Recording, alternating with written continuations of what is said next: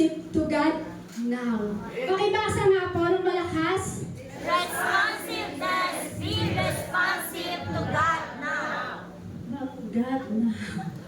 Sabi diyan, responsiveness, be responsive to God now. So, pag sinabing God now, be responsive to God now. Pag sinabi ko ba tumayo kayo, kakayo kayo.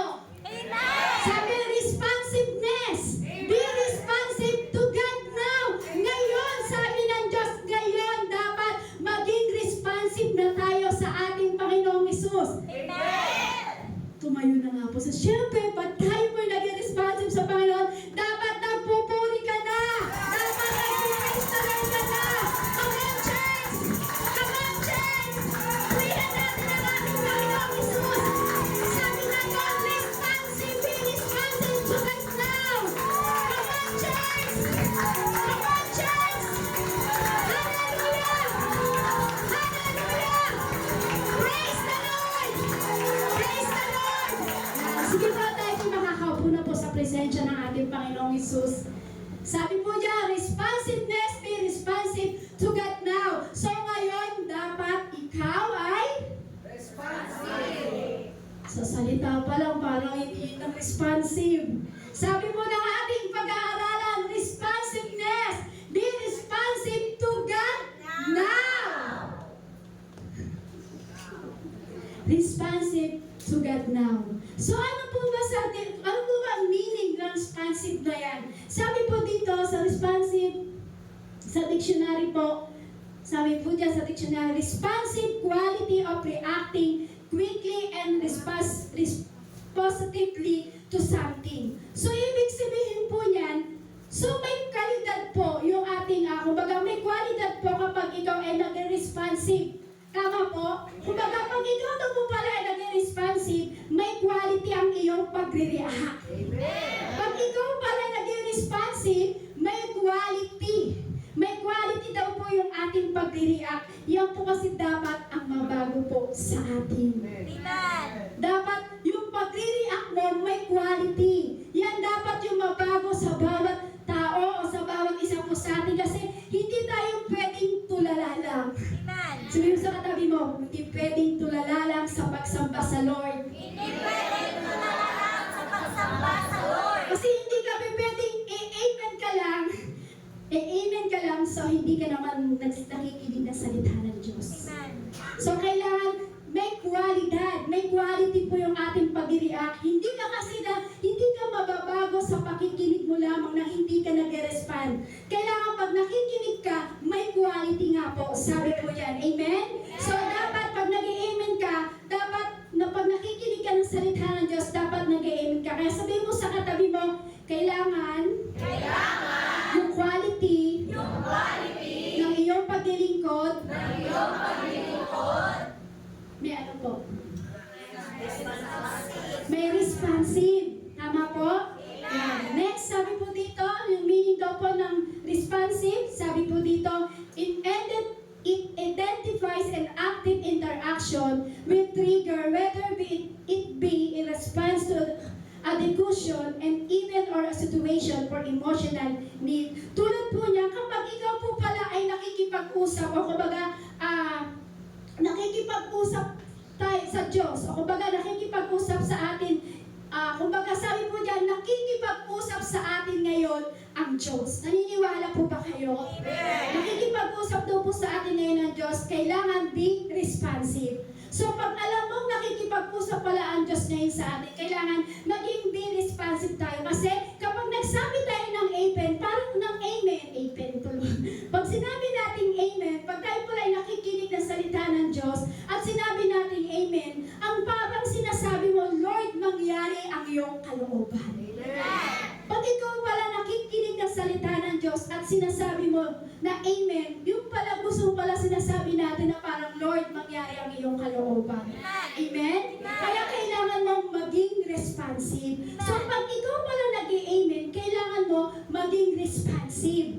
Amen? Kaya sabi po, next po dito, responsiveness defined as the act of being alert and ready to respond. So sabihin mo sa katabi mo, maging alerto ka.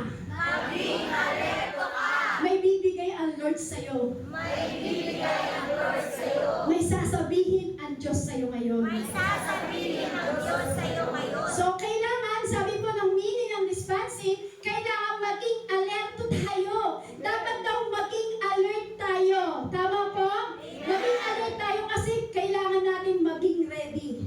Amen. Hindi every ready.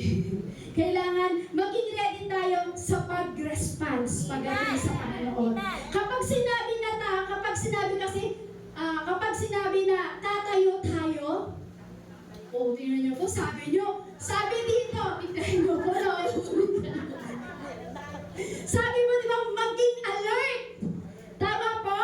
Maging alert daw po tayo. Kaya pag sinabing tatayo tayo, hindi ka lang tatayo, kapatid. Hindi ka lang dapat tatayo lang, kundi handa ka dapat magsabi ng hallelujah! Praise the Lord! Sige po, makakaupo na po kayo. Nakasabi lang po kanina, sabi, maging alert, maging ready tayo. Kailangan maging responsive ka, maging alert ka sa pag-response mo sa Panginoon. Kaya yung sabi ko kanina, pag sinabing tatayo tayo, amen. Yan. So, kailangan po ganito po yan. Maging alert po tayo at maging ready tayo sa pag-response pagdating sa Panginoon. Kapag kasi po tayo po ay nag-response sa Panginoon, yun nga po, sinasabi ko po sa inyo kanina, na parang sinasabi mo, Lord, mangyari ang iyong kalooban. So, kapag sinabi natin na pagka ginawa po natin na tayo po ay magpupuri sa Panginoon, tayo po ay magpaparangal sa Panginoon, ang Lord po talaga, kailangan nagre-response po tayo sa Lord. Kasi hindi ka lamang, pag nag-response sa Lord, hindi lamang tatayo ka lang, kapatid. Pag sinabi ba mag-response ka sa Lord, tatayo ka lang, hindi. Kailangan mo rin magpuri, pumalakpak, umawit, magsabi ng hallelujah, praise the Lord. Kasi yun yung tunay na pag-response pagdating sa Panginoon. Bakit? Bakit kailangan natin mag-response? Kasi tayo daw po, creating a culture of responsiveness. Kinereate tayo ng Lord. Totoo po? Amen. Kinereate tayo ng Lord hindi para maging pader. Kinereate ka ng Lord para mag-response pagdating sa Panginoong Isus. Kasi sa totoo lang po, mahirap sa isang church na parang bilang mo lahat yung kilos, yung parang bilang mo lahat yung galaw. Ang hirap po kasi ng gano'n na parang kinereate ka ng Lord para umawit, sumayaw, pero parang bilang na bilang yung galaw natin. So dapat daw po pala, hindi ganun bilang na bilang yung galaw natin. Kasi kapag bilang na bilang daw po yung galaw natin, kulang na lang daw po kape at tinapay. Kapag kulang daw po, bilang mo yung galaw mo, parang, eto lang yung tataas ko. Amen. Hallelujah. Parang bilang na bilang mo yung galaw. So, pag bilang mo kasi yung galaw, kulang na lang kape at tinapay, parang walang kabuhay-buhay. So, kailangan pag tayo daw po ay kinreate ng Lord, dapat buhay. Buhay kang nagre-response pagdating sa Panginoon. Kaya sabihin mo sa katabi mo, hindi tayo yun. Hindi tayo yun. Naalem. Amen. Amen. Sige, palakpakan po natin ang ating Panginoon. Bakit? Kasi tayo ay binuhay na ng Diyos. Tama po? Ikaw ay binuhay na ng Diyos. Ako ay binuhay ng Diyos. Lahat tayo ay binuhay ng ating Panginoon. So, tayo po ay mga buhay na. So, sino po dito ang mga buhay na? Amen. Siyempre kapatid, kung di ka buhay, nandito ka ba? Wala po, di ba? So, lahat tayo ay binuhay na po ng ating Panginoong Isus. So, sabi mo kanina, buhay ka. Amen? Responsiveness ka pagdating sa Lord. Amen? So, kailangan marunong kang mag-response pagdating sa Panginoong Isus. Marunong ka magsabi ng Amen! Marunong ka magpumalakpak. Marunong ka magsabi ng praise the Lord. Praise the Lord. Bakit? Sabihin mo sa katabi mo, eto, you are not darak. Binuhay ka na ng Lord. Nag-response ka na sa Panginoon. You are not darak. Amen. Amen? Amen. Hindi ka bato. Sabihin mo sa katabi mo. Hindi ka bato. Kaya sabi ito, kaya huwag kang bato.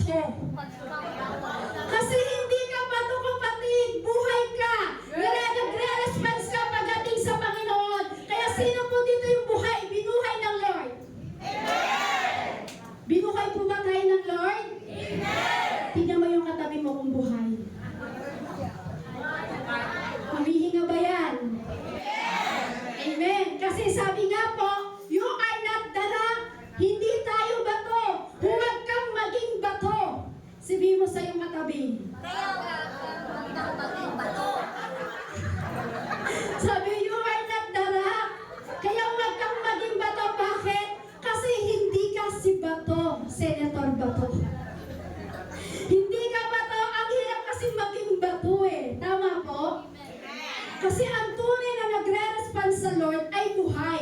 Kasi pag bato, hindi talaga nagre-response yan. Ang hirap maging bato, yung hindi ka makapagsalita. Tama po, nakita niyo po yung face na yan, bato. Pero hindi siya Senator Bato. Diba? Sabi, you are not the rock. Hindi tayo bato. Tama po? Kasi yun lang ako. Kasi hindi po tayo bato. So, ang hirap naman po kasi pag tayo po ay bato, hindi tayo makakapagsalita. Tama po? Kasi hindi ka bato. Sabihin mo sa iyong katabi. Hindi ka bato. Ikaw ay buhay. Ikaw ay buhay. Dapat pag buhay ka, kumikilos ka, nagpa-participate ka, nagre-react ka, maging responsive ka, kapatid. Kasi you are not the rock. Hindi ka bato, kapatid. Binuhay ka ng Diyos, dapat kumilos ka, nagpa-participate. Binuhay ka ng Diyos, dapat kumikilos ka na nagre-responsive pagdating sa Panginoong Hesus. Amen? Kasi, bakit? Kailangan nating maging responsiveness pagdating sa Lord. Kasi, hindi ka bato. Hindi tayo si Senator Bato. Tamang Senator ba yun? Yan, si Senator Bato. Si Senator Bato lang po yun. Pero ikaw, binuhay ka ng Diyos. Hindi ka rock. Hindi ka bato. Kaya sabi mo sa katabi mo, hindi ka bato. Hindi ka bato. Mo, bakit? Bakit? Kasi meron po tayo Diyos. Sabi po dyan, our God is responsive God. Dahil binuhay ka ng Diyos, hindi ka bato kasi meron Diyos na narunong mag-responsive pagdating sa bawat buhay ng tao. Kaya hindi tayo bato. Binuhay tayo ng ating Diyos. Hindi ka si Senator Bato. Hindi ka rock. Hindi kayo katulad ng mga pader na yan na sinasandalan mo. Kailangan meron kang Diyos na nagre-response. Kaya kailangan marunong ka rin maging response pagdating sa Panginoon Jesus. Amen? Meron tayong Diyos na hindi bato. Tama po?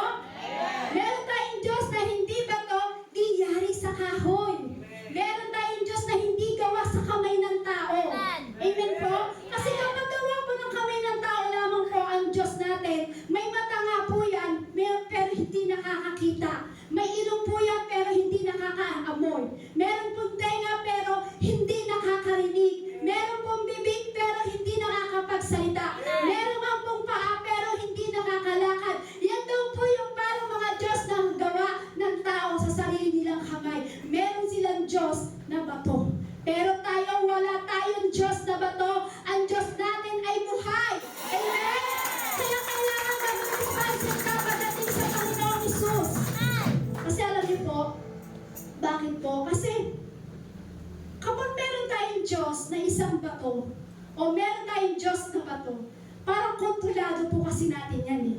Paano po ba yung kontrolado? Yung parang pwede mo lang siyang ilagay sa isang sulok at pwede mo lang siyang iwanan. So meron po tayong Diyos na nakakakita, meron tayong Diyos na nakakarinig sa lahat ng ating panalangin, at meron tayong Diyos na buhay na tumutulong sa buhay ng bawat isa sa atin. So ibig sabihin niya, meron tayong Diyos na buhay.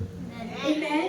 Kaya kailangan kung may Diyos kang buhay, dapat matuto tayo mag-response pagdating sa Panginoon. So sabi po dito sa Awit 34 verse 17, agad dinirinig daing ng matuwid, iniligtas sila sa mga panganib.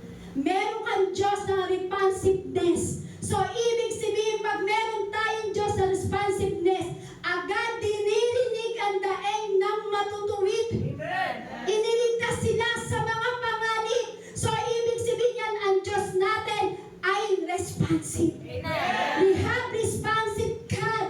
Meron kang Diyos na nakakarinig. Meron kang Diyos na nagliligtas sa buhay mo, kapatid. Kaya kailangan, sabi nga, pag responsiveness na po ang Diyos natin, agad nilirinig ang daing ng mga matutuwid. Kung kapag nananalangin nanalangin ka sa Lord, naririnig ka agad ng Lord. Bakit? Tapat ang Diyos at nakikinig sa ating mga panalangin. So, meron tayong Diyos na responsiveness. Sabi po sa Jeremiah chapter 33 verse 3, kung mananalangin ka sa akin, tutugunin kita at ipapahayag ko sa iyo ang mga bagay na dakila at mahiwaga na hindi mo pa nalalaman. Yan po ang ating Diyos na buhay. Na kahit anong panalangin mo sa ating Panginoong Jesus, tutugunin kita.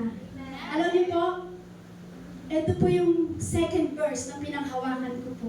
Kung yung una ang pinanghawakan ko po, yung sinabi na, I will never leave you nor forsake you. Ito po yung pangalawa na verse na pinanghawakan ko po sa aking buhay. Kung mananalangin po tayo pagdating sa Panginoon, tutugunin po tayo ulit kaagad ng Diyos. Ipapahayag ng ating Panginoong Hesus yung mga bagay na dakila at mahiwaga na hindi mo pa nalalaman. Kasi marami tayong mga hiwaga o mga na hindi nalalaman pa pagdating sa Panginoon. Pero alam niyo po, sa bawat panalangin natin sa Lord, dahil responsiveness ang Diyos na ating pinaglilingkuran, ano po ginagawa ng Diyos sa atin? Dinirinig niya ang ating mga panalangin. Amen. Amen? Kasi ang pangako po ng ating Panginoon, kung kayo ay tatawag sa akin, sasagot ako sa inyo. Yun po yung pangako ng Diyos sa atin eh. Kung kayo tatawag sa akin, sasagutin ko kayo. So yan din po yung sinabi, kung mananalangin ka sa akin, tutugunin kita. So ang Diyos po natin ay responsive. Tama po? Responsive si Lord, kaya kalamitin mo yung katabi. Sabi mo, responsive si Lord. Responsive si Lord. Kaya kalamitin mo yung katabi si Lord, dapat maging responsive ka. Dapat maging responsive ka. Dahil meron tayong Diyos na responsive ng ating Panginoong Jesus. Amen? Meron tayong responsive God. Parang di po kayo gets. Meron tayong responsive na God na kapag tumawag ka sa Kanya, tutulungan tayo ng ating Panginoong Jesus. Amen? Hindi basta tutugon lang ang ating Panginoon pag nag-respond sa iyong kapatid, yung parang nalangin ka sa Kanya, hindi lang siya basta-basta tutugon sa iyo. Ipapakita sa iyo ng Panginoong Jesus ang mga bagay na kamangha-mangha na hindi mo pa nakikita. Ipapakita sa iyo ng Diyos may mga bagay na hindi mo pa nalalaman. Bakit? Meron tayong responsive God. Sabi mo, responsive God. Responsive God. Kasi hindi mo mararanasan yung response ng Lord kapag ikaw ay hindi marunong mag-response pagdating sa Panginoon. Sabi daw, why be responsive? Bakit daw po kailangan? Sabi po daw, why responsive po? Sabi daw, every woman being is going to God either now or later on Judgment Day. So, ibig sabihin, ano daw po ba yung responsive? Why responsive? Sabi po dyan. Kasi ngayon po sa dumarating o darating na panahon po, di ba ang pag-responsive po kay Lord, hindi sa gusto mo lang, hindi yung ayaw mo lang, yung parang paano mo ba yung pag-responsive po natin sa Lord, yung parang kaya ka lang magre-response o yung parang gusto mo lang mag-response sa Lord kasi alam mo darating na yung Judgment Day. Tama po ba? Kaya ka lang magre-response sa Panginoon kasi alam mo Judgment Day na. So dapat hindi po tayo na parang doon ka lang magre-response kasi kahit ayaw mong lumuhod sa Diyos, luluhod at luluhod ka pa rin sa ating Panginoong Hesus. Amen? Kahit ayaw mong kilalahanin ng Diyos, makikilala at makikilala mo rin ang Diyos sa buhay mo. Tama po ba? Kaya sabihin mo sa katabi mo, ngayon pa lang makilala mo na si Lord. Ngayon pa lang, makilala mo na si Lord. Na tumutugon sa bawat panalangin natin. Nagtumutugon sa bawat panalangin. Kasi ayaw mo man nakilalanin ang Diyos. Ayaw mo naman na lumuhod sa Diyos. Pero alam niyo po, sabi po ng Bible, lahat ng dila ay magsasabi na si Kristo ay Diyos. Ayaw mo man lumuhod. Ayaw mo man magsabi ng praise the Lord. Ayaw mo namang kilalanin ang ating Panginoong Hesus. Pero sabi po sa Bible, ang lahat ng dila ay magsasabi na si Kristo ay Diyos. Doon mo masasabi na si Kristo ay Diyos kapag dumating ang huling araw. Amen po? Amen. Kaya sabi mo sa katabi mo, responsiveness. Responsiveness. Be responsive to God now. Be responsive to God now. To God now. Sabi po dito, hindi na darating na bukas. Amen? Sabi mo sa katabi mo, responsiveness. Responsiveness. Be responsive to God now. Be responsive to God now. Hindi sa darating na bukas ka lang magre-response. Hindi sa darating na next month, next year, na ikaw ay magre-response, kundi sabi, now. Amen? Sabi po dyan, responsiveness, be responsive to God now. Hindi bukas, hindi next month, hindi next year. Ang sabi po dyan, ngayon din mag-response ka sa Diyos na marunong mag-response sa ating panalangin. Amen? Ikaw ay magre-response pagdating sa Lord. Tama po? Tama po ba? Kasi bakit? Binuhay ka na ng Diyos. Kaya kailangan maging responsive ka pagdating sa Panginoon. Sabi po dito, why responsiveness? Sabi po dyan, kung kanina po, responsiveness. Ngayon naman po, why unresponsiveness? Nahiwalay yung question mark. Yan. Sabi po dyan, why unresponsiveness? Kasi meron daw po na binibigay sa, meron po kasi mga bagay na binibigay ang Lord sa atin, pero minsan hindi tayo nag-responsive. Kumbaga, unresponsive po tayo. Tama po? Minsan hindi natin nakikita na may binibigay ang Diyos sa atin, pero unresponsiveness tayo pagdating sa Lord. Pero ang Diyos, sabi ko nga po, buhay. Buhay ang Diyos, meron tayong Diyos na responsiveness sa bawat panalangin mo, kapatid. Amen? So, sabi po dyan, why unresponsiveness? Meron po ko isang bagay na nakita doon sa bahay po namin. Siguro, ito po yung 11 years ago na nakita ko to. Ito nga, kunin ko kasi tinalaktan ka. Para meron ako sample. Yan. Sabi niya, why responsiveness? Kasi meron po isang bagay ako nakita sa aming bahay at ito po ay bigay ni Pastor. Itong isang cellphone na ito, bigay po ito ni Pastor siguro 11 years o 12 years ago na po ang nakalipas. Yung mga kasama ko po dyan, yan, alam nila ito kung gaano katagal ang cellphone na ito. So itong cellphone na ito, charge ako ng charge. Kina-charge ko siya, pero ayaw mag-response. Ayaw niyang mabuhay. Kina-charge ko siya, pindot ako ng pindot, pero ayaw niyang mabuhay. Charge ako ng charge, pero ayaw naman niyang mag-response. So pilit ko itong binubuksan, pero ayaw pa din. Ayaw pa din niya na kahit anong charge ko, na kahit anong pindot-punditon ko dito, halos ayaw niyang mag-response. So, bakit po sa ating buhay, bakit may mga tao na unresponsive pa din pagdating sa ating Panginoong Hesus? Bakit may mga tao po na unresponsive pa din na kahit anong pindot ng pindot ni Lord, unresponsive pa din? Bakit may mga tao po na kahit anong tusok-tusok ni Lord, unresponsive pa din? Bakit may mga tao na kahit anong chance ng Lord, laging binibigyan ng verse para lumakas, para maging responsive, pero bakit kahit anong verse, kahit anong salita ng Diyos, pero unresponsive pa rin? Bakit po kaya may mga ganong tao? Sa tingin niyo po, bakit po kaya may mga ganong tao? Na kahit anong pindot ni Lord, ayaw mag-response, unresponsive pa rin. Bakit kahit anong tawag ng Lord, unresponsive pa rin, ayaw mag-responsive pagdating sa Panginoon? Pero alam niyo po, meron tayong Diyos sa responsiveness. Amen. Buhay ang ating Panginoong Hesus. Amen? Alam niyo po kung bakit itong bagay na to, ayaw niya na po talaga eh. Sayang nga eh. Pero 12 years ago na po itong cellphone na to. Pero kahit anong charge ko, ayaw na. Halos talagang kahit anong pindot ayaw. So, ganun din po tayo. May mga tao po minsan na kahit anong pindot ng Lord, kahit anong tusok ni Lord, kahit anong pag-charge niya ng salita o bit ng Lord ng salita niya, pero alam niyo po, unresponsive pa rin. Bakit? Kasi alam niyo po, bakit unresponsive pa rin? Kasi may tinatawag po na spiritual death. Kung bakit po unresponsive, kasi may tinatawag na spiritual death pa rin po. Kasi patay kasi ang kanilang mga espiritu. Kaya hindi sila nagre-response, kaya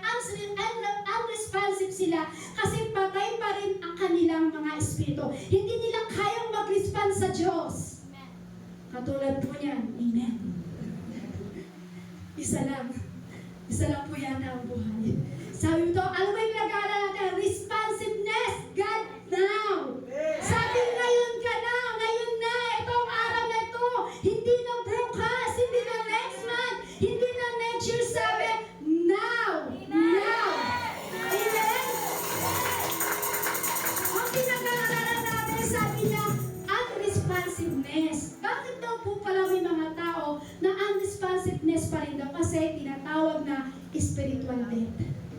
Kasi patay kasi sila sa kanilang mga espiritu. Hindi nila kayang mag-respond sa Diyos. Amen. Hindi nila gets. Sige po. Kaya po may tinatawag na spiritual death kasi patay ang kanilang mga espiritu. Hindi nila kayang mag-respond pagdating sa Diyos. Tulad nito ng kalagayan ng maraming Kristiyano. Parang maraming mga Kristiyano sa panahon po natin ngayon, hindi marunong mag-respond pagdating sa Lord. Sabi mo sa iyong katabi, ouch. Ouch po ba? Sabi po dyan, spiritual death po. Kaya daw po may mga Kristiyano na hindi na nag-response pagdating sa Lord, patay ang kanilang mga espiritu. So, bilang ikaw binuhay ng Diyos, hindi ka bato.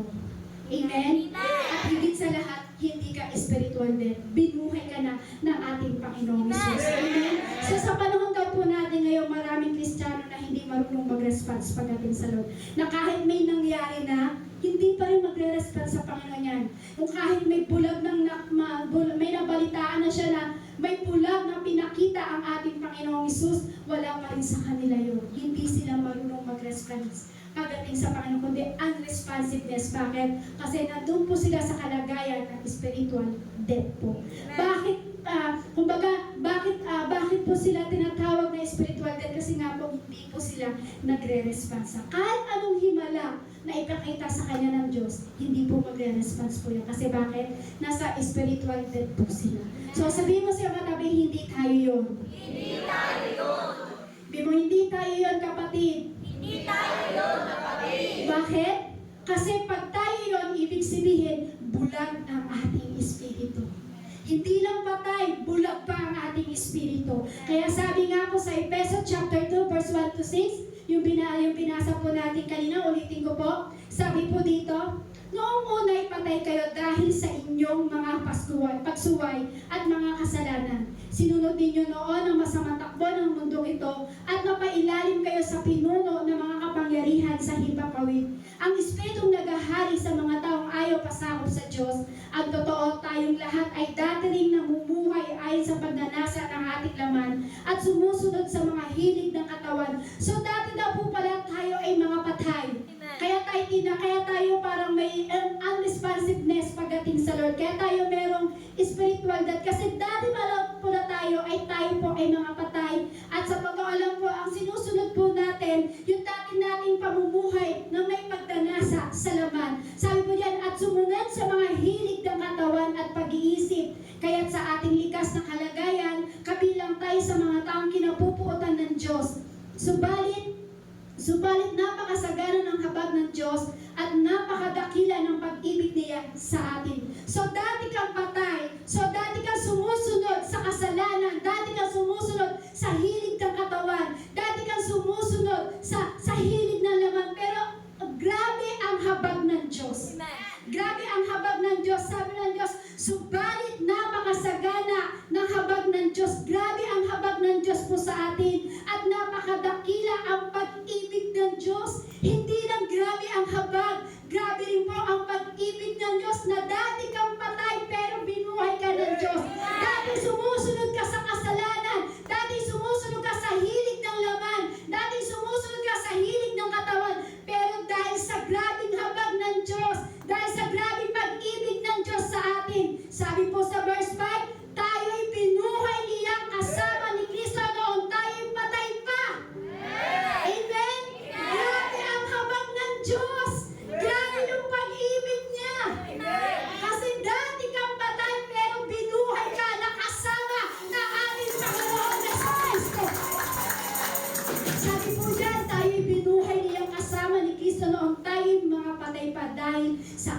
That's why, naligtas nga kayo dahil sa kanyang kagandahang loob. Dahil sa ating pakikipag-isa kay Kristo Jesus, tayo muling binuhay na kasama niya upang mamulong kasama niya sa kalangitan. So ano po, sabi po, sa ano po yun? Kasi tayo po ay binuhay na po ng ating Panginoong Jesus. Dahil binuhay ka ng Diyos, na dating ikaw ay patay, binuhay ka ng Diyos, ngayon kasama ka ng Diyos sa kanyang kalangitan. Sabi mo sa verse 7, ginawa niya ito upang sa darating na mga panahon ay maipakita niya ang di masukat na kasaganaan ng kanyang kagandahang loob sa kabutihan niya sa atin sa pamamagitan ni Kristo Jesus. Sapagkat dahil sa kagandahang loob ng Diyos, kayo ay naligtas sa pamamagitan ng pananampalataya at ito'y kaloob ng Diyos at hindi mula sa inyong sarili. Hindi ito bunga ng inyong mga gawa kaya't walang may pagmamalaki ang sinuman. So ano po ibig sabihin po nito?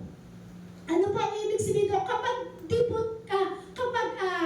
hindi ka pa born again, so ibig sabihin pala, hindi pa natin talaga, kumbaga parang, kapag hindi ka pa talaga born again, kumbaga talagang patay pa yung ating espiritu.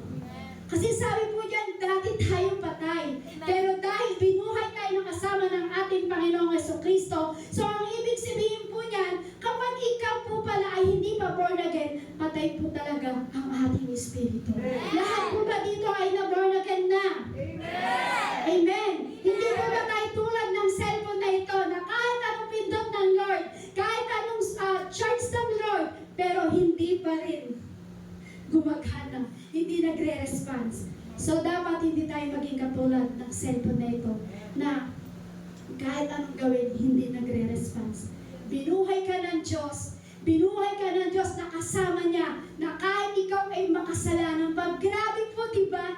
Grabe yung pag-ibig ng Diyos, grabe yung habag ng Diyos, kasi binuhay ka ng Diyos na ikaw makasalanan pa. So ibig sabihin niya, makasalanan ka pa, pero binuhay ka na ng Diyos na kasama ng ating Panginoong Jesucristo. So ibig sabihin niya, dati kang patay, dati may death, dati may spiritual death ka, pero ngayon, nagre-responsive ka na sa Lord. Responsive ka na ngayon sa Diyos. Amen? Hindi ka na patay. Hindi na patay ang ating espiritu. Bakit? Nag-born again na tayo. Amen? Hindi tayo tulad ng cellphone na pag hindi mo chinards, walang response. Tama po? Amen. Tama po ba? Amen. Parang katulad po natin. Kaya huwag kang magtaka na hindi nagre-response kapag hindi na born again. Kasi nandun po sila sa spiritual death. Na nagsasabing, born again ako, pero walang response pagdating sa mga bagay na gawain ng Diyos. Hindi po totoong born again po yun. Kasi hindi sila nagkakaroon ng totoong relasyon sa Lord. Kapag ang isang born again daw po pala ay hindi nagre-response pagdating sa Panginoon o hindi marunong mag-response, ang sabi po doon, hindi pa sila nagkakaroon ng relasyon o yung matinding relasyon pagdating sa Panginoon. So, ibig sabihin, hindi pa binuhay ng Diyos ang kanilang espiritu. Kumbaga, hindi pa buhay ang kanilang espiritu. Kumbaga, yung kalagayan nila, wala pang relasyon pagdating sa Lord. Kasi, kapag may relasyon ka na sa Diyos, ano po?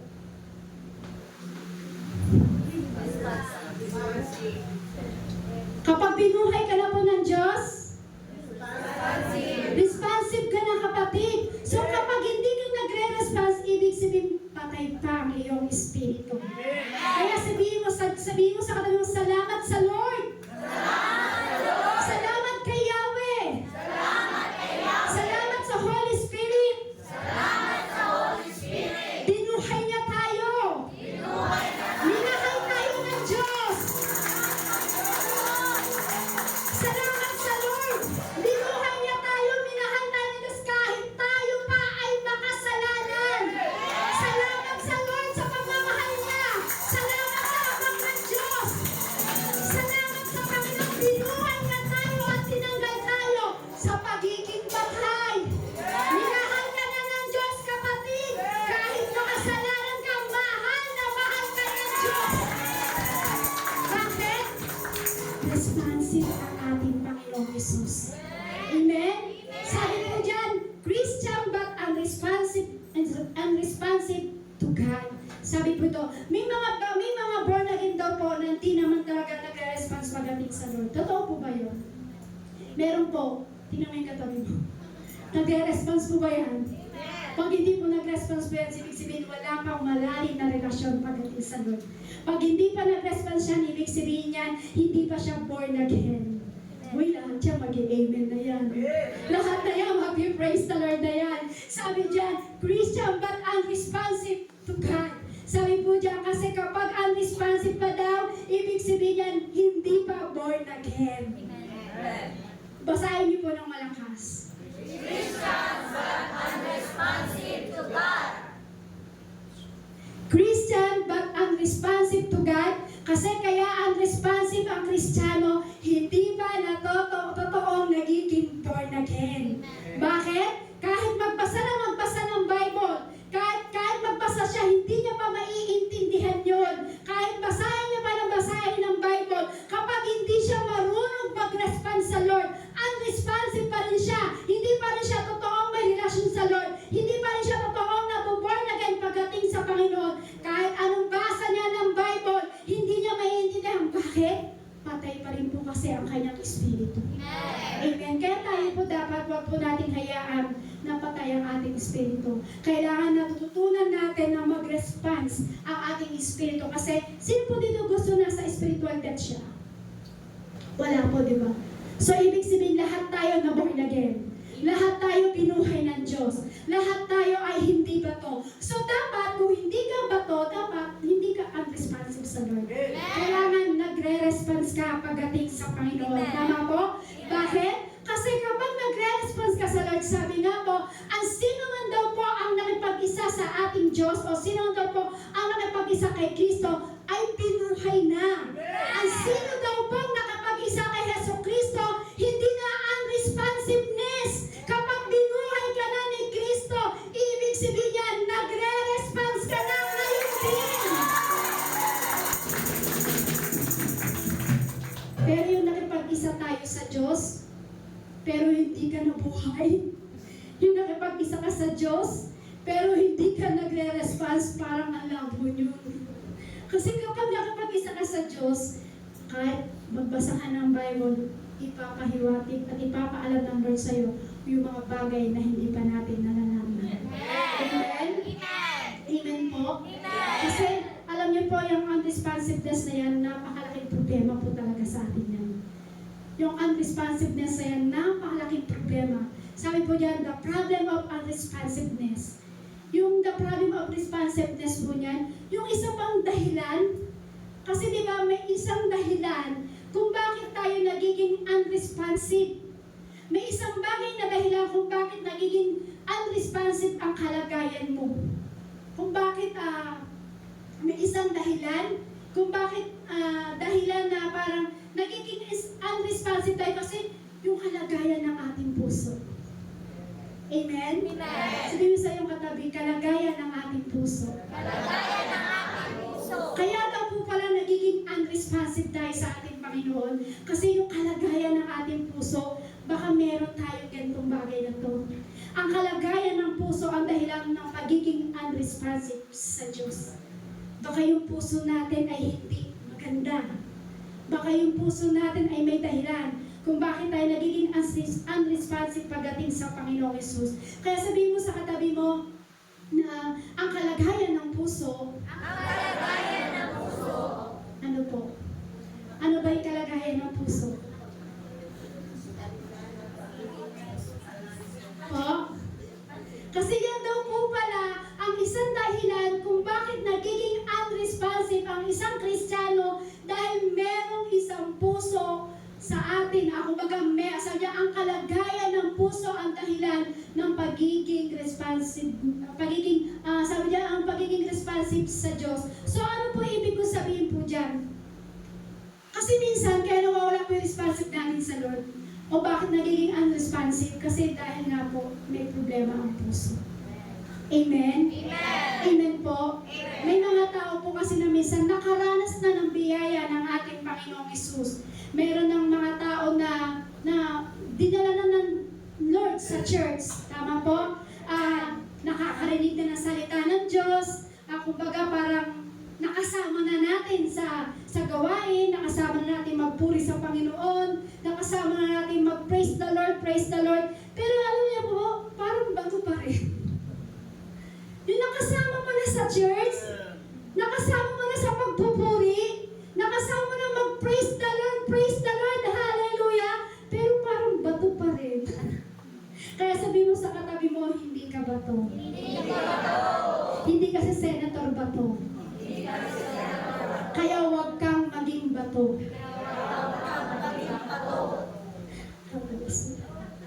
Kasi bakit po? Kasi hindi tayo si Senator Bato. At kaya huwag kang maging bato. Bakit ba may mga Kristiyano? Bakit ba may mga Kristiyano na parang bato? Yung parang walang kabuhay-buhay na Kristiyano. Yung parang wala lang. Parang walang kabuhay-buhay yung pagiging Kristiyano nila. Alam niyo po kung bakit? Yan po kasi yung kalagayan ng puso.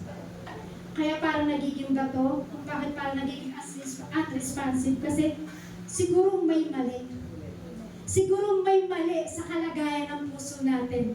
Sa tingin niyo po ba, pag ikaw ay galit, ano po mangyayari?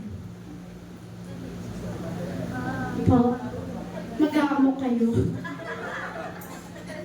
Di ba po, kapag tayo po ay galit, halimbawa, may galit sa akin, o halimbawa, galit ako kay Sister Kat. So sa tingin niyo po ba, pag may sinabi siya, magiging responsive po ba ako sa kanya? Hindi po, di ba? So minsan, kaya na po pala nagiging unresponsive ang ating puso.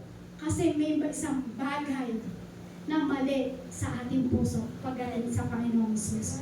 Sabi nga po sa Hebreo chapter 3 verse 12 to 13, mga kapatid, ingatan ninyong huwag magkaroon ng sino man sa inyo ng pusong pasama at walang pananampalataya.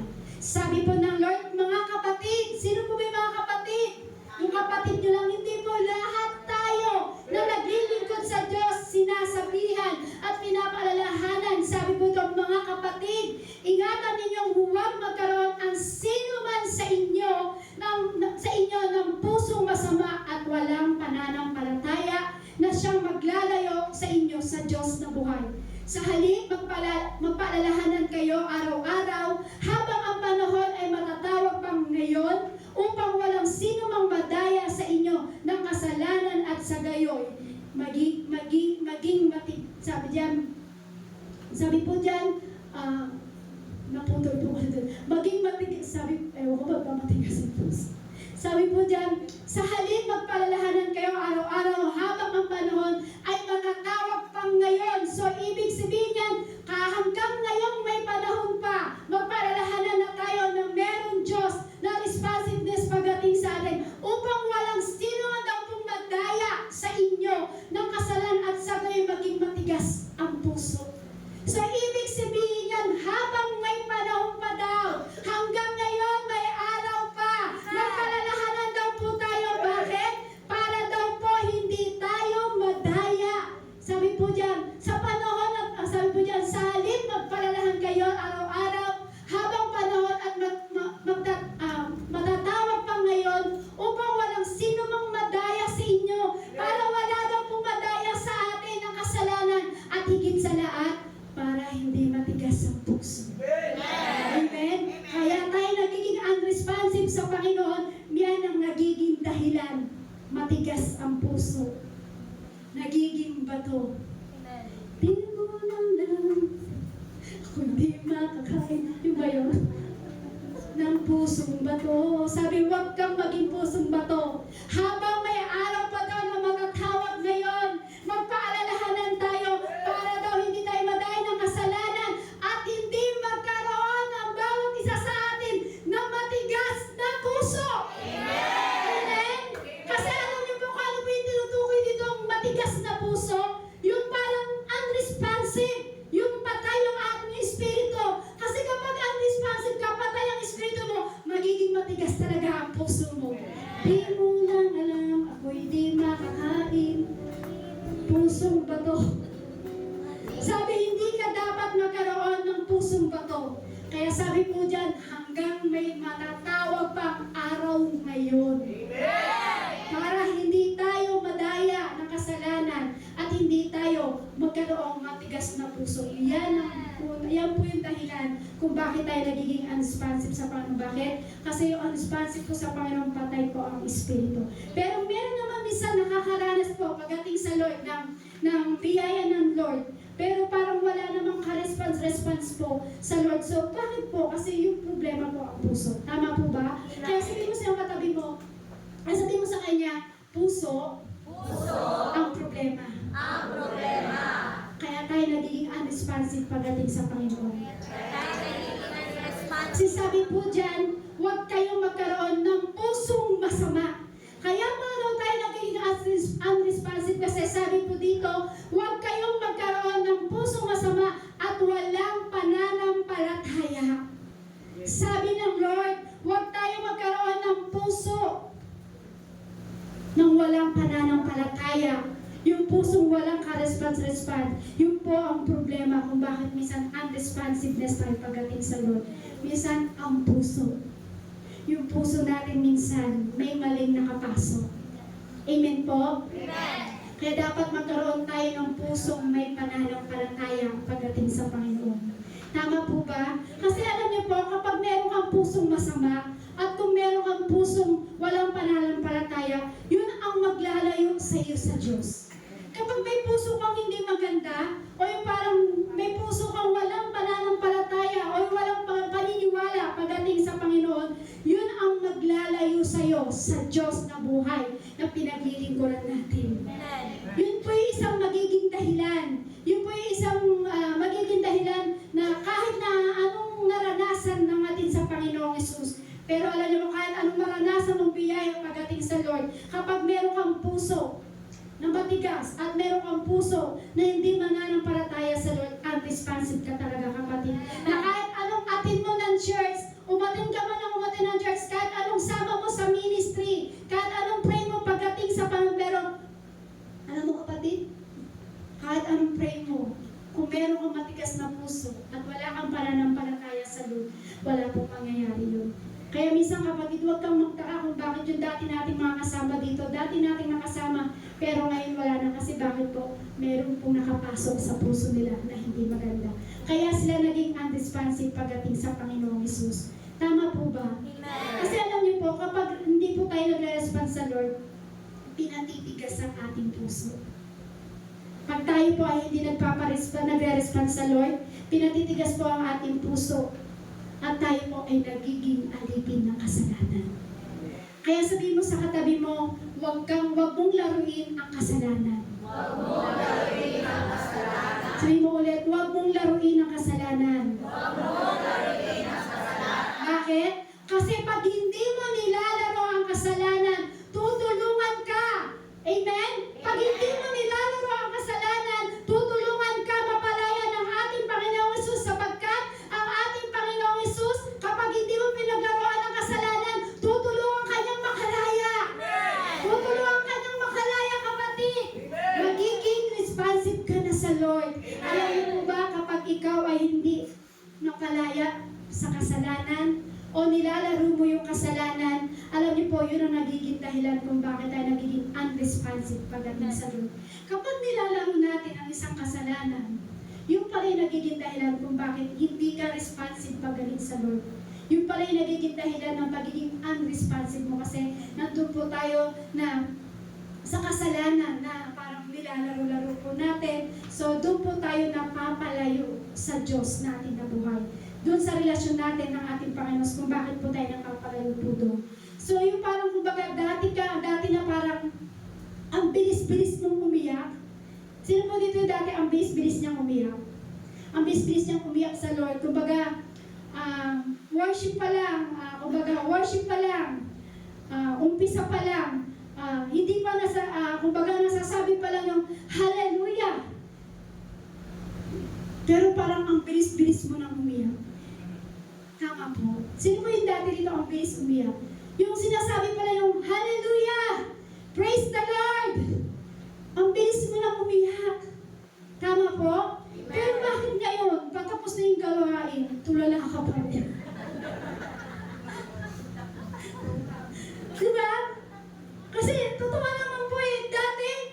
nagsasabi pa ng praise the Lord. Amen. Hallelujah. Glory to God. Ang bilis mo nang umiyak. Iyak ka na ng iyak. Pero bakit ngayon? Dahil meron kang matigas na puso at meron kang puso walang pananampalataya. Matatapos na ang gawain, tulala ka pa rin. Pero pagdating sa maratisan, active na active. Alam niyo po, pagdating sa maritisan talaga, may tawag sila dyan eh. May narinig po ako dyan pagdating sa maritisan. May kurso na daw po dyan, pwede ka na mag-enroll sa marites na yan. Kasi bakit po? Pagdating sa salita ng Diyos, pagdating sa gawain ng Diyos, tulala pa rin. Pero pagdating sa marites, active na active. Maraming tao na active sa bagay na yan. Pero pagdating sa gawain ng Diyos, nakaupo ka nga dyan, pero tulala ka. Pagdating sa gawain ng Diyos, nakaupo ka nga dyan, pero tulala ka pa rin, kapatid. Ang tinitignan mo yung mga mali. Ang nakikita mo at binibilang mong galaw, yung mga mali. Yung po pala bakit tayo nagiging unresponsive pagdating sa Panginoon. Nakaupo ka nga dyan, pero antok na antok ka pa rin.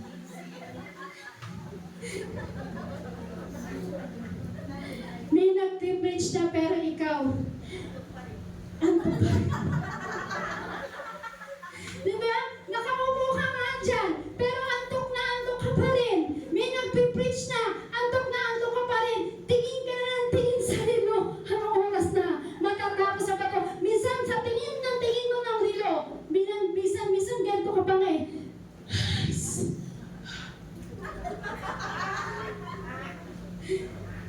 Diba?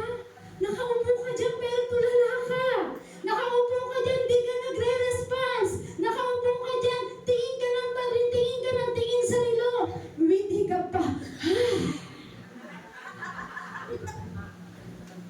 Ibig sabihin po niyan, hindi pa tayo marunong mag-response pagdating sa relo. Yung with matching tumingin ka sa relo, witty ka. Biglang may magugulat yung katabi mo. Kasi meron po kaming ganun na nakasama po dun sa mga tabi. Nagbigla kami, Amen!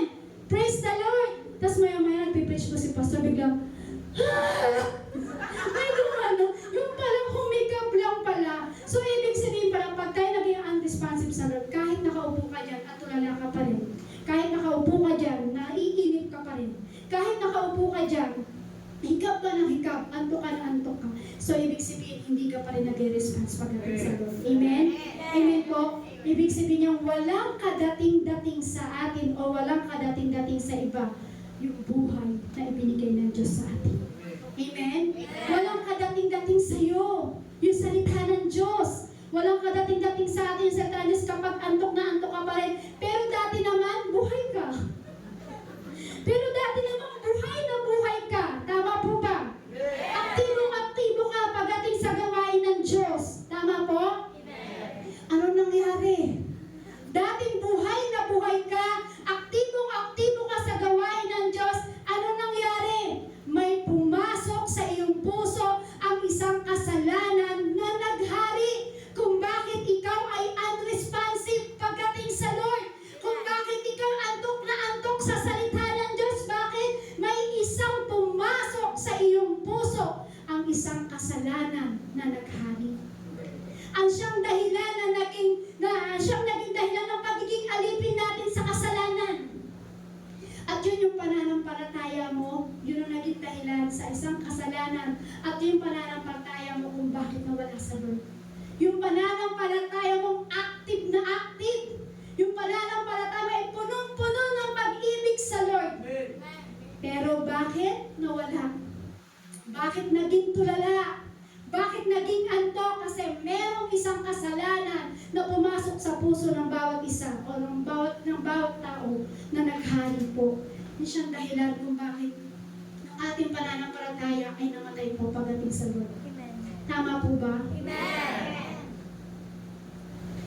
Yung parang minsan, tinatalikuran mo na lang. Parang gusto mo nang madaliin yung gawain. Alam niyo po, sign po yun ng unresponsive sa ating Panginoong Jesus. Makikita po natin yan, yung mga sign. Yung mga sign mo ng unresponsive. Sabi diyan, sign of unresponsiveness to God. Lack of interest towards prayer, worship, and service. Kaya tanong mo sa katabi mo, nagpipray ka ba? Nagpe-pray ka ba? Sabi, tanong mo ulit, nagpipray ka ba? Nagpe-pray ka ba? Kumbaga, kumakain ka ba ng salita ng Diyos? Kumakain ka ba sa salita ng Diyos? Ano ko sabi? O natutulog lang.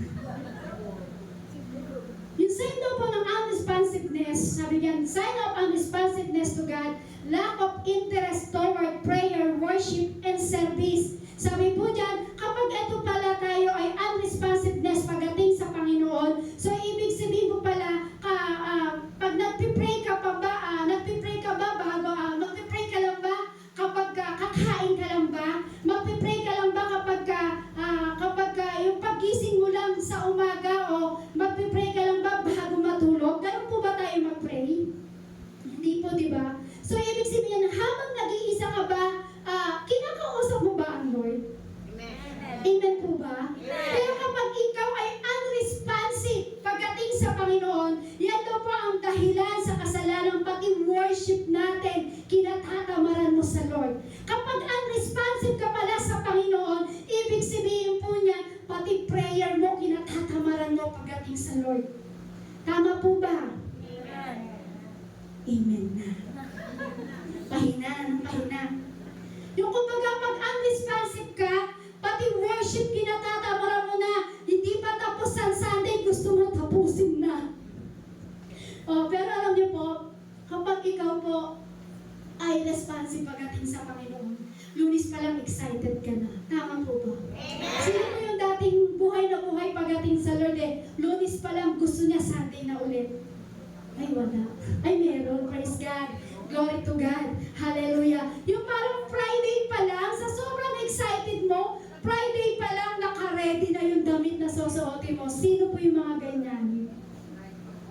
Friday pa lang, naka-ready na yung damit mo. Bakit? Kasi gusto mo responsive ka pagdating sa Lord Amen? So, ibig sabihin po niyan, kapag kasi buhay ka pagdating sa Panginoong Hesus, linggo pa lang ng umaga, gising ka na. Anong oras po kayo gumigising pag linggo? Po? Alas 3 ng madaling araw. Sino pa po yung iba? Anong oras po? 5? Ano pa po? Sino pa po? May alas 10? Wala nang sikat na araw na darating sa mga kapatid. Naubos na ang biyaya ng ating Panginoong Jesus. So alam niyo po, kapag kasi buhay ka sa Lord, pag linggo pa lang, madaling araw pa lang, gising ka na eh. So dapat, hindi mo dapat kinakatamaran ng pag-worship sa Lord. Ang sign daw po ng ang responsiveness sa Lord, yung interest toward prayer, worship, sabi po dyan, yan daw po pala yung mga taong may unresponsive sa Lord. Pati prayer, kinatatamaran. Pati pag-worship sa Lord, kinatatamaran. Yung parang, minsan po, ganito po 3 o'clock po ng umaga, ng Sunday po, excited ka. Excited kang gumising, pero nakahiga ka pa rin sa kama. Sino po yung excited siyang gumising ng alas 3 pero nakahiga pa rin siya sa kama? Yung parang sasabihin mo na, yung sign po kasi ng unresponsiveness sa Panginoon, yung sign na parang sabihin mo na, magpipray ka pagdating sa Panginoon na, sana wala para hindi na ako makapag-church. Meron po bang ganon? Kasi yan daw po yung sign ng unresponsiveness pagdating sa Lord. Gigising ka ng 3 o'clock ng umaga, pero nakahiga ka pa rin sa kama at mananalangin at sabi mo, Lord, sana umulan ng malakas para hindi na ako makapag-church. Yun daw po pala ang sign ng unresponsiveness pagdating sa Lord.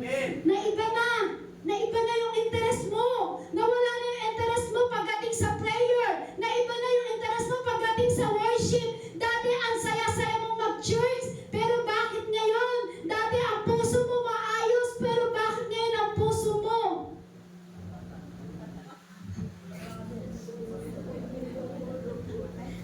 Tulog. Ano pa daw po yung sunod na sign po ng unresponsiveness? Routine faith going through the motion without heart engagement. Nagiging routine na lang daw po ang pagpunta mo sa church. Yan daw po pala yung sign ng mga unresponsiveness pagdating sa Lord. Nagiging routine na lang daw po ang pagpunta natin sa church. Kaya sabihin mo sa katabi mo, ikaw ba ay kinakausap ng Diyos ngayon? Ikaw ba ay kinakausap ng Diyos ngayon? Ulitin mo, ikaw kinakausap ka ngayon ni Lord. Ikaw ang topic ngayon. Tayo ang kinakausap ng Lord ngayon. Sabi mo sa iyong katabi, baka ang pananampalataya mo ay routine na lang. Wala na yung heart engagement pagdating sa Lord. Hindi ako na po yun. Kasi sabi po dyan, ang sign na po ng unresponsiveness pagdating sa Panginoon, yung routine na lang. Kumbaga yung parang,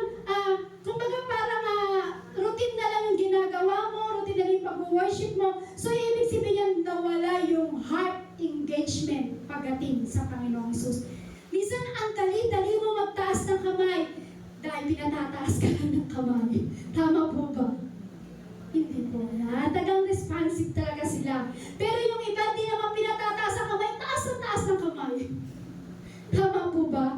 Kasi alam niyo po, kapag nagpupuri ka sa Panginoon, kahit hindi sinasabi sa'yo, magtataas at magtataas ka ng kamay. Bakit? Kasi responsive ka na pagdating sa Panginoon. Pero kapag unresponsive ka sa Lord, alam niyo po, kapag unresponsive ka sa Panginoon, dahil po yan bunga ng kasalanan na nagahari at nagtago sa iyong puso. Kung bakit tayo nagiging unresponsive pagdating sa Lord. Yung alam nyo ng kasalanan, pero paulit-ulit mo pa rin ginagawa. Yun yung dahilan kung bakit tayo nagiging unresponsive sa Panginoon. Yung alam mo ng kasalanan, at paulit-ulit kang kinukumbik ng ating Panginoong Hesus, pero wala pa rin, unresponsive ka pa rin sa Panginoon. Pero alam niyo po, kapag pinagpapatuloy po natin ang kasalanan, sa mga bagay na ginagawa po natin. Alam niyo po, ito yung isang araw, ang ating espiritu ay totoo talagang mamamatay po. Mamamatay at lalayo pagdating sa ating Panginoon Jesus. Kahit anong salita ng Diyos na marinig mo, tulala ka pa rin. Tama po ba? Ano pa po? Sabi diyan, isolation, withdrawing from fellowship with other believers. Gusto mong mag-isa ka na. Yung sign po ng unresponsiveness, yung gusto mo nag-iisa ka na lang, ayaw mong kausap, ayaw mong may kasama. Kasi dati kapag uupo ka, nakikipag-agawan ka pa sa harapan eh. Tama po ba? Yung dati may responsive ka sa Panginoon, nakikipag-agawan ka sa harapan. Tama po? Tama po, nakikipag-agawan ka sa harapan, pero ngayon, nandun ka na sa likod. Bakit? May unresponsive ka na pagdating sa ating harapan ng ating Panginoong Hesus. Amen? Sabihin mo, hindi tayo yun. Minsan gusto mo mag-isa ka na lang, huwag ganun. Kasi pag mag-isa na lang tayo, wala. Yun ang gusto ng Diablo. Gusto niya i-isolate ka niya. Hindi po pwede po yun. Dati kasama ka ng Jacob Church. Dati kasama ka. Dati kasama ka may ginagawa. Pero bakit ngayon tawag ng tawag ang Jacob Church sa'yo? Sin ka lang. Diba? Dati kasama ka ng Jacob Church eh. Kasama ka dating nagpupuri. Kasama ka dating na sumasamba, umaawi. Pagdating sa Panginoon dahil inasulate ka ng kaaway. So anong ginagawa po ng kaaway sa atin? Pinapatay yung ating espiritu. So, alam niyo po, kahit anong tawag pala ng Jacob Church sa'yo, pag may unresponsive ka sa Panginoon, dead ka lang. Sisin mo lang talaga. Meron po ba dito nagsisin lang? Wala. Wala po nagsisin. Sabi dyan, disobedience, consistent. Next po, sabi po dito, yung next sign of ng responsiveness po, disobedience, consistent disregard for God's command. Tuloy-tuloy kang nagdi-disobey sa mga sinasabi sa'yo ng Lord. Kung bakit nagkakaroon, daw po yung sign ng unresponsiveness pagdating sa Lord. Yung bandang huli, nakaranas ka ng biyaya ng ating Panginoong Hesus. Kumbaga, nakaranas ka ng biyaya ng Lord, naranasan mo nang mag-worship sa Lord. Naranasan mo na umiyak sa Kanya. Sino ba naranasan na umiyak na pagdating sa Panginoon? Pero yung bandang huli, dahil may unresponsive tayo pagdating sa Panginoon, dahil alam niyo po kung bakit? Dahil po yan sa kasalanan na naglalaro po sa atin. Kaya nagkakaroon po tayo ng unresponsiveness pag sa Lord. At hindi na tayo nananampalataya pagdating sa Panginoon. Nakikita mo lang laging mali. Nakikita mo lang yung mga bagay na hindi magaganda. Nakikita mo lang yung mga may problema. Alam niyo po, sabi pa nga po, ang sign daw po ng isang may unresponsiveness pagdating sa Lord, yung dati kang manginginom, pero ginagawa mo na ngayon. Yung dati kang naninigarilyo, pero ginagawa mo na ngayon. Yung dating hindi ka nagmumura, pero ngayon nagmumura ka na ulit. Yung dating, yung parang, yung dating hindi ka hindi ka disobedient sa Lord, pero ngayon, yung dating nag-o-obey ka sa Lord, pero ngayon, disobedience ka rin. Bakit? Kasi meron pong kasalanan. Sabi po dyan sa Hebrews chapter 3 verse 15, ito nga ang sinabi sa kasulatan. Kapag narinig ninyo ngayon ang tinig ng Diyos, huwag ninyong patigasin ang inyong mga puso tulad ng noong kayo'y maghimaksik sa Diyos. Pakibasa po ng malakas. Ito ang sinasabi sa kasulatan. Kapag narinig Responsiveness. ang tinig ng Diyos, huwag ninyong matigasin ang inyong mga puso tulad noong kayo'y nakipagsik sa Diyos. Sabi dyan, ito ang sinasabi sa kasulatan, kapag naririnig ninyo ngayon, kapag naririnig ninyo ngayon ang tinig ng Diyos, huwag ninyong patigasin ang inyong puso. Naririnig niyo po ba ang tinig ng Diyos? Ngayon? Ngayon? Amen? Bakit natin tinatapos yung responsiveness? Kasi gusto ni Lord i-restore ka, kapatid. Bakit sabi ng Lord ngayon? Kapag narinig nyo ngayon ang tinig ng Diyos, kung bakit natin tinatapig ang responsiveness, kasi gusto ng Lord i-restore ka. Amen? Kasi dati yung kalagayan mo, dati nag-worship eh. Kaya sinabi ng Lord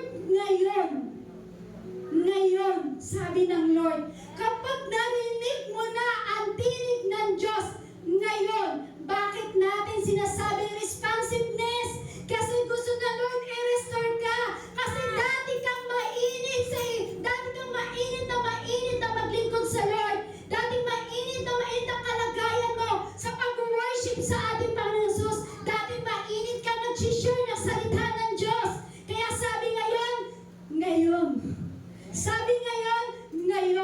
sabi ngayon, kapag narinig mo ang salita ng Diyos, responsive now!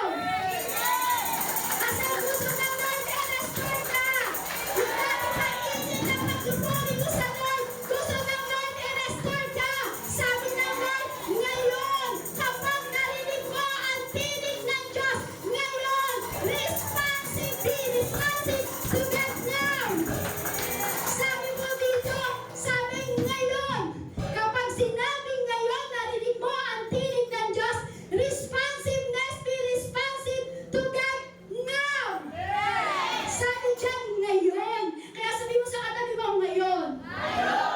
Ngayon, papasukin mo muli ang salita ng Diyos. Nakumbit ka ngayon muli. Kasi narinig mo na ang tinig ng Diyos ngayon. Sino nakakarinig ng tinig ng Diyos ngayon? Sabi ng Lord ngayon. Sabi ng Lord ngayon. Kaya sabi mo sa katabi mo ngayon. Papasukin mo muli ang salita ng Diyos sa puso mo. Papasukin mo ang salita ng Diyos sa puso mo. Pakumbit ka muli ng ating Panginoong Hesus. Parang ako na lang magsasabi. Alam niyo po, kapag narinig mo ngayon ang tinig ng Diyos, sabi nga, responsiveness, be responsive to God now. Ngayon din, sabi, ngayon din. So, ibig sabihin, ngayon din, kapag naririnig mo ang tinig ng Diyos, muli mong papasukin ang salita ng Diyos sa puso mo. Muli kang kumbikin ng ating Panginoong Hesus. Muli tumimo ang salita ng Diyos sa puso mo. Muli tumagos ang salita ng Panginoong Hesus sa puso mo. Ngayon din. Sabi ngayon, kasi tinawag ka niya, minahal ka niya, dahil sa kasalanan kaya paulit-ulit tayong tinatawag ng Diyos.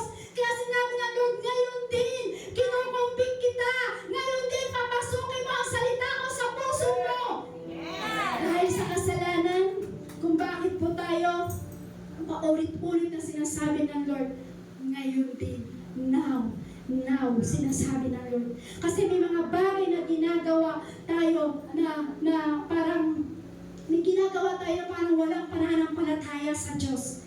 Minsan sa mga problema lamang o malamang mga suliranin lamang pagdating sa Panginoon, nakakalimutan mo na yung pangako ng Lord sa iyo. Sabi ko nga po sa inyo, dapat ngayon din, kung naririnig mo ang tinig ng Diyos, muli ka makumbit ng ating Panginoon Jesus at muling pumasok at muling tumagos ang salita ng Diyos sa puso mo. At alam niyo po ba, kahit anong ginagawa po natin, kapag tayo po ay walang pananampalataya sa Lord, pag may problema ka, nakakalimutan mo yung pangako ng Diyos sa atin. Buhay po ang Diyos natin. Tama po? Kasi alam niyo po, ano po ba nangyayari kapag may unresponsive ka kay Lord? Pero ngayon, kapag naririnig mo na yung salita ng Diyos po sa atin, naririnig mo na yung salita ng ating Panginoong Jesus, nagiging responsive ka na. Tama po. Kasi sabi diyan, faith, responsiveness in the moment. Kailangan yung faith kasi pinapairal yan. Sabihin mo sa iyong katabi, yung faith, kailangan pinapairal yan. Hindi sa darating na panahon, kundi ngayon. Ngayon ko nagsabi mo.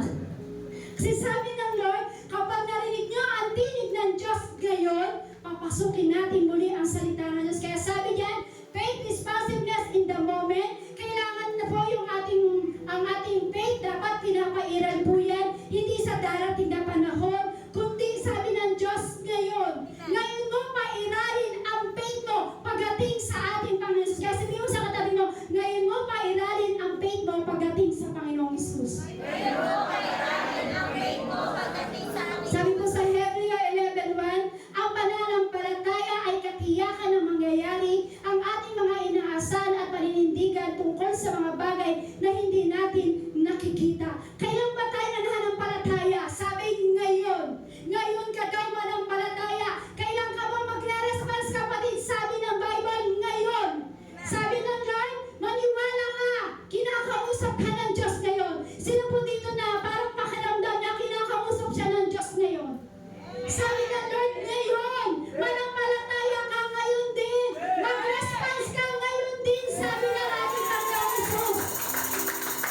Kung alam mo na may calling ka sa Lord, kung alam mo na parang may pagtawag sa iyo ang Diyos, sabi ng Diyos, ngayon din, mag-response ka, anak!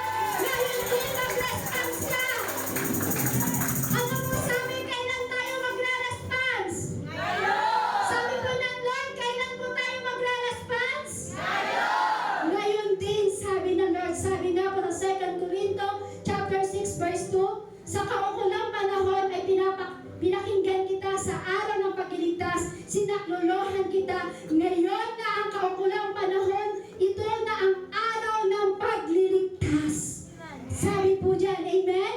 Sabi po dyan, kaukulang panahon. Sabi po dyan, pinakinggan tayo ng ating Panginoong Jesus. So, ibig sabihin niya, kailan po ba ang pabor ng Diyos? Ang pabor po ng Diyos ngayon sa atin ngayon din. Kung naririnig mo ang tinig ng Diyos, sabi ng Lord, ngayon mo pairalin ang pananampalataya mo pagdating sa ating Panginoong Jesus. Sabihin mo sa iyong katabi, ngayon din, pairalin mo ang iyong pananampalataya. Sabi mo, ngayon din, mag-response ka pagdating sa Panginoon.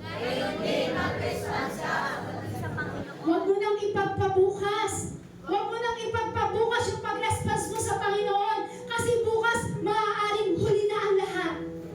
Tama po ba? Sabi po ng Diyos, ang pabor ng Diyos ngayon, sabi po dyan, ngayon na ang kaukulang panahon, ito na ang araw ng pagliligtas. Sabi ng Lord, ngayon din ang pabor ng ating Panginoong Jesus. Sabi niya, huwag mo nang ipagpabukas kasi hindi natin masasabi bukas ay maaaring huli na ang lahat.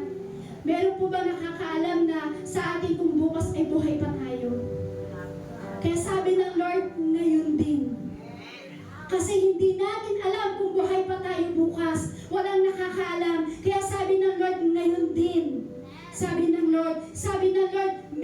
po, ngayon din dapat mabuhay ka. Sabi ng Lord, ngayon din, magising ka. Dapat huwag mo nang ipagpabukas ang pag-response mo sa Lord. Sabi ng Lord, kapag pinagpabukas mo pa ang pag-response mo sa Lord, yan ang nagpapalayo sa atin pagdating sa ating Panginoong Yesus. Amen? Kaya sabi ng Lord, ngayon na ang kauulang panahon, ito na ang araw ng pagliligtas. Sabi ng Lord, mag-response ka na sa Kanya. Sabi ng Lord, huwag mo nang ipagpabukas.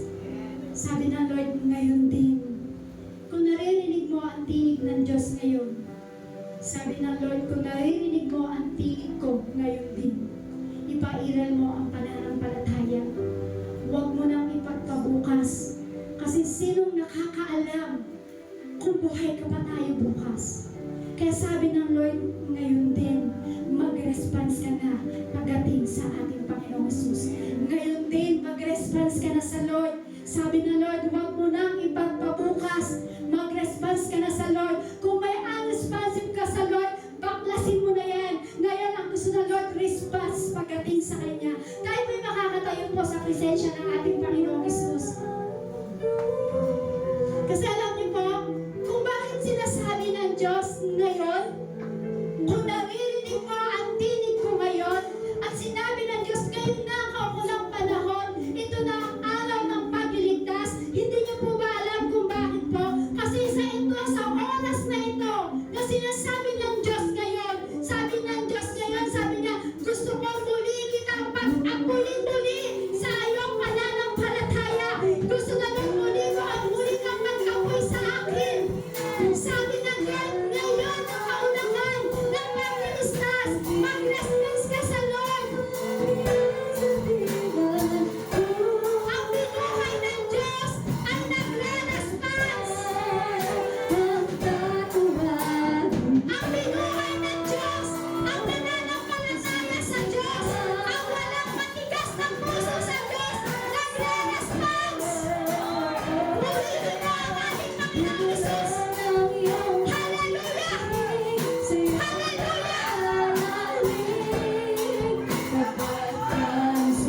Yes, Lord! Salamat, Lord! Binuhay mo kami! Ito yung apoy na ibibigay mo sa amin ngayon!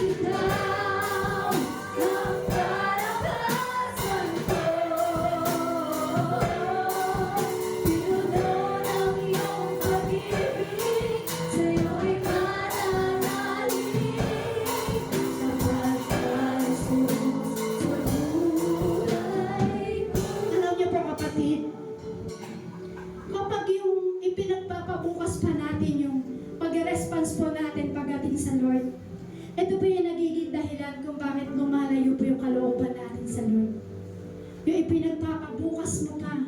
Sabi nga ng Lord, huwag mo nang ipagpabukas. Sabi niya ngayon din, ipairal mo yung pananampalataya mo. Kasi bakit po? Kasi kung bakit gusto ng Diyos ngayon na ipairal yung pananampalataya mo, mag-response ka. Kasi ang sa oras nito gusto ng Diyos, muli kang mag-apoy sa Kanya. Yan ang gusto ng Lord. Hindi tayo mapalayo. Ang gusto ng Lord na lahat ng binuhay niya ay nagre-response ngayon. Huwag mo lang ipagpabukas. Ang gusto ng Lord, ma-respond ka. Ang gusto ng Lord, ma-respond ka. Ang gusto ng Lord, mag-apoy ka muli sa presensya ng ating Panginoong Jesus. Hallelujah! Binuhay tayo ng Diyos. Binuhay tayo ng Diyos. Mag-response ka pagdating sa Lord. Hallelujah!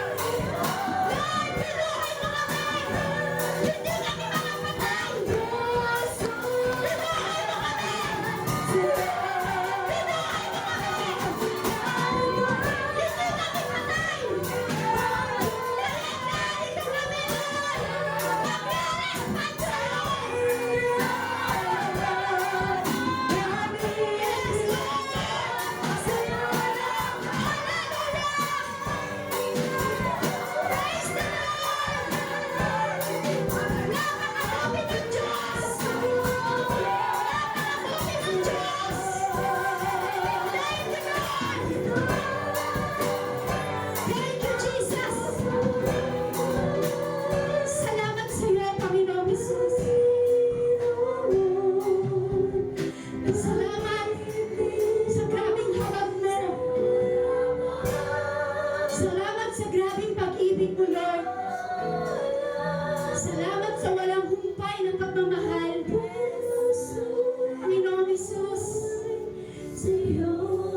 kami magre-respond sa iyo, Lord. Responses to God now. Gusto mo, Lord, ngayon kami mag-respond sa iyo, Lord. Lord, ito ang aming puso. Ito ang aming buong espiritu, Lord, na patuloy na magre-respond sa iyo, Lord. Ano bang merong espiritu sa aming unresponsiveness, tanggalin mo yan sa aming katawan, Lord. Bagus, Lord, ang idadali mo sa aming katawan, Lord, ang pagiging responsiveness pagdating sa salita mo, Lord. Salamat ng marami sa iyo, Panginoong Jesus. Sapagat, Lord, sa oras mo, Lord, ngayon pa lang, Panginoon, muli na kami, Lord, nagpapakumbig sa iyo, Lord. Ngayon pa lang, Lord, muli na kami, Lord, pinaiiral ang salita mo. Ngayon pa lang, Lord, ngayon pa lang, Panginoong Jesus, hindi na namin ipagpapabukas, hindi na namin ipag-next month, hindi pa namin, Lord, ipag-next year. Pagkus, Lord, ngayon pa lang, Lord, pinapapasok na namin ang salita mo sa aming puso. Salamat ng marami sa iyo, Panginoong Jesus, sa hapon na ito. Ikaw yung aming Diyos sa patuloy namin pinasasalamatan. Lord, idali mo yung espiritu ng responsiveness pagdating sa aming mga puso, Lord. Sa hapon na ito, Lord, kiniklaim namin yan, Lord, lahat kami muling mabubuhay sa iyo, muling mag-aapoy sa iyo, muling kami, Lord, mag-iinit sa mga bagay na ginagawa namin pagdating sa iyo. Hindi na namin kakatamaran ang paglalangin, hindi na namin kakatamaran ang pag-worship, bagus, Lord, muli kami mag-iinit sa mga bagay na gusto mong ipagawa sa amin. Salamat po ng marami sa iyo, Panginoon, sa hapong ito, Lord. Salamat sa mga salita na patuloy na ibinigay mo sa amin. At ngayon pa lang, Lord, binuhay mo na kami, Panginoong Jesus. Ngayon pa lang, Lord, pinapasok mo na yung espiritu na buhay na nanggagaling sa iyo, Panginoong Jesus. Salamat po ng marami sa iyo, Panginoong Jesus, sa hapon ito, Lord. Maging sa amin paghihiwalay-hiwalay, Lord. Ikaw ang mag-ingat sa amin. At Lord, ingatan mo ang aming sasakyan, Panginoon, sa aming pag-uwi. Maging sa aming mga kasama, ingatan niyo po sila sa kanilang pag-uwi, Lord. At higit sa lahat, Lord, sa bawat pag-uwi namin, sa bawat tahanan namin, Lord,